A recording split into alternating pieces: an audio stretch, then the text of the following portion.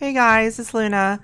And today, instead of doing my normal gameplay video, today I wanted to talk about the new Hearthstone Esports announcement, which if you haven't heard already, has people feeling pretty grim about Hearthstone and the future of Hearthstone Esports. So without further ado, let me go ahead and recap how Hearthstone Esports has been in the past, and then I'll explain what it is now. So in the past, we've had Master Tours that have awarded up to almost $100,000 for first place. And these were lands that would include up to 200 to 300 players. You used to be able to get money just for attending the event, $750, I think it was around there. And this money would help pay for your food, it'd help pay for your travel. Teams were invested in it. It was a good way for teams to advertise their sponsorships. It was a really good ecosystem.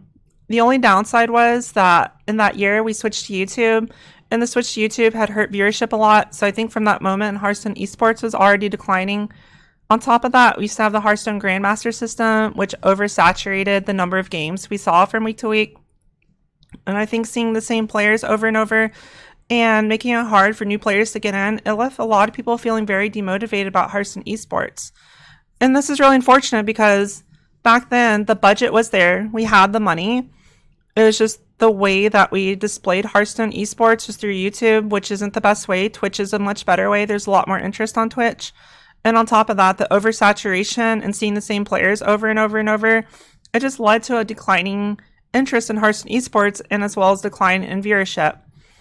Now, that wasn't to say Hearthstone Esports is over. Last year, we still had multiple Master Tours, each of them with a $250,000 prize pool. You could still win 5-digit USD money for doing well in these tournaments. And we also had seasonal championships were a $50,000 prize pool. And we had a world championship was a $500 prize pool.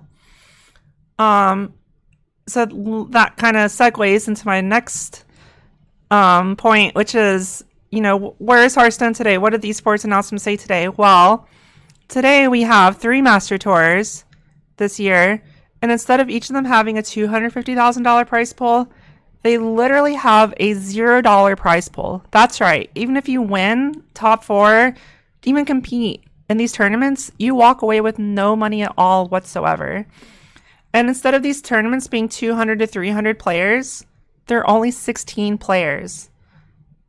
It's actually just kind of crazy to think about. Literally last year, we had $250,000 prize pool, hundreds of players competing. This year, we have a $0 prize pool with 16 players competing. Now, there is still money. The money to be made is in the World Championship. We still have Worlds this year. It's a $500,000 tournament. Instead of it being 16 players, it's now an 8-player tournament. Now, the EV, if you make it to Worlds, is really good. But making it to Worlds itself is very difficult. Now, the primary way to make it to Worlds is through ladder. If you play ladder during the year, you can earn points based on your placement. Top 100 gets 1 point, top 50 gets 2 points, and you get more points the better off you do. Now, I think till the end of September or sometime around there, they're going to take the highest point earners. So basically, the first highest point earner in each region will qualify for Worlds, and the top 2 point earners in total are going to qualify for Worlds. And then we're going to take the 3 Master Tour winners, and they're going to qualify for Worlds. So in total, that's 8 players. 5 of them are coming from ladder. 3 of them are coming from Master Tours, which means essentially that's it. That's all of Hearthstone Esports. Unless you're one of these 8 lucky players that have worked your ass off, you're not going to make any money playing Hearthstone Esports. Which you might think, oh, it's fine. It's just a game. Not everyone can make money at it. But, we went from a system where hundreds of players could make money every year. We used to have a system where we had LANs and we could meet up every year. You could see your friends. There's a lot of interest in teams. There's more interest in sponsorships. It was on Twitch. There's a lot of hope for the Hearthstone ecosystem. And then you look to 2023, there's still going to be people try-harding for these tournament, for the World Championship. But unless you qualify, you're going to walk away with literally nothing. And that's very unfortunate. A lot of people who I consider to be excellent Hearthstone players have already posted their twit-longers announcing that they're quitting Hearthstone.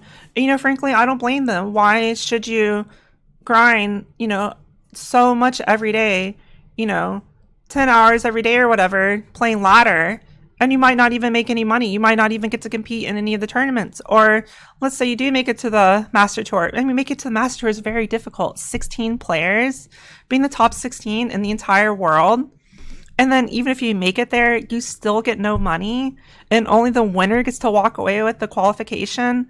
Like, we've had high stakes Hearthstones in the past, but this is taking high stakes to a whole new level. This is extremely top heavy, and I think that just demotivates a lot of people.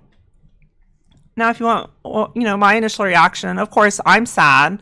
I want Hearthstone to be flourishing. I want Hearthstone Esports to be flourishing. And I think it's really unfortunate because Hearthstone as a game right now is a very successful game. If you look at the quarterly revenue for Hearthstone, it does very well for Blizzard. It's one of their best, cash cows. It's just very unfortunate that the higher up executives don't want to invest in the longevity of Hearthstone Esports. Instead, every year we've seen them scale back more and more and more. I mean, just think back to 2018 when we had the Hearthstone World Championship Finals in Taiwan. We had Viper versus Hunterys that had over 100,000 concurrent viewers on Twitch. You look to this year when we had the finals of Dead Draw versus Bunny Hopper, we had, I think, around 10,000, maybe less viewers for the finals. It's a pretty stark contrast. Obviously it being on YouTube is one thing, but I think Hearthstone Esports in general, we've seen a decline in the amount of interest. And I think that looking towards this year, a lot of people knew the YouTube deal was over, meaning they could stream on Twitch again. And I think there was a lot of hope generated there. But that hope turned out to be copium because it seems like they just don't really want to invest in Hearthstone Esports anymore. And of course, that has to make you think about, what is the future of Hearthstone Esports? Nobody knows what's going to happen in 2024. But if they scale back to this extreme amount, they've gone from having over $1 million in prize pool to now they only have $500,000 prize pool, and it's only all in a single tournament. I think it's pretty fair to say that they might just cancel Hearthstone Esports completely next year. Or at the very least, they're going to keep scaling it back more and more and more. We haven't seen them, going from year to year, putting more resources, more budget, more sponsorships into Hearthstone Esports. We've only seen them take it away. It's only gotten smaller as years has gone on. And this is probably the most dramatic jump that we've seen from year to year. And I think a lot of people are assuming that by 2024, there's just probably not going to be Hearthstone Esports anymore. So, if you don't already know my history, I used to go by the name Bloody Face. I have over $300,000 in earnings from Hearthstone competitions. I don't go by that anymore. I go by Luna now, obviously.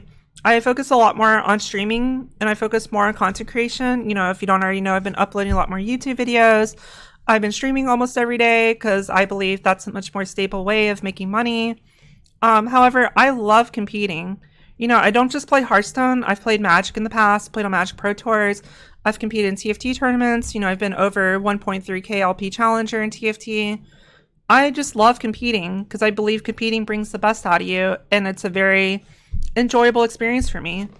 So I think that for this year, I will still try to qualify for the Hearthstone World Championship, but content creation is still going to be my number one goal. And on top of that, I don't know if I'm going to continue making content for Hearthstone in 2024. I think I kind of just have to wait and see.